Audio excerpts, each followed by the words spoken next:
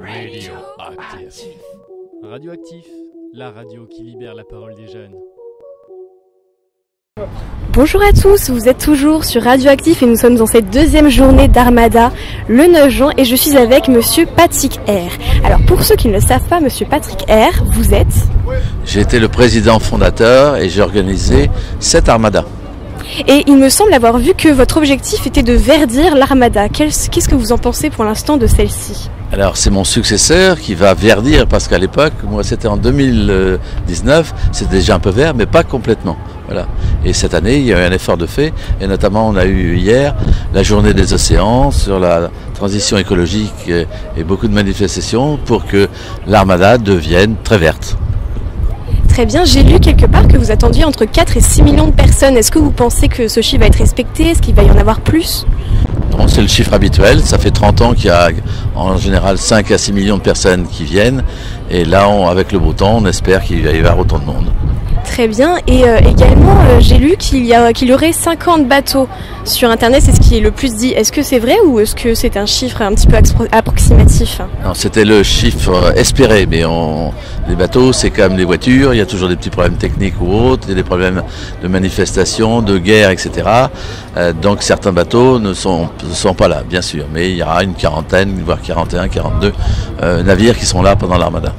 Et notamment, j'ai vu qu'il y avait des problèmes en Atlantique avec une mer extrêmement secouée. Est-ce que certains bateaux ont annulé au dernier moment ? Oui, c'est vrai qu'il y a eu un force 5 ou 6 en mer, parce qu'il y a des vents de nord-est qui n'arrêtent pas de continuer. Donc, mais on espère que certains vont pouvoir rallier Rouen quand même dans les jours à venir. Et quels sont vos objectifs pour les prochaines armadas si vous continuez de travailler dessus ? Eh bien, c'est d'avoir de plus en plus de grands voiliers qui viennent, de bâtiments de la Marine nationale, des Marines nationales aussi. Et on espère revoir un bateau que j'avais fait venir à Rouen plusieurs fois, qui est l'Amerigo Vespucci, qui était le chouchou des Rouennais et surtout des Rouennaises. Et il me semble que cette année, l'Hermione ne vient pas ? Non, l'Hermione était venue en 2019, c'est un bateau mythique aussi.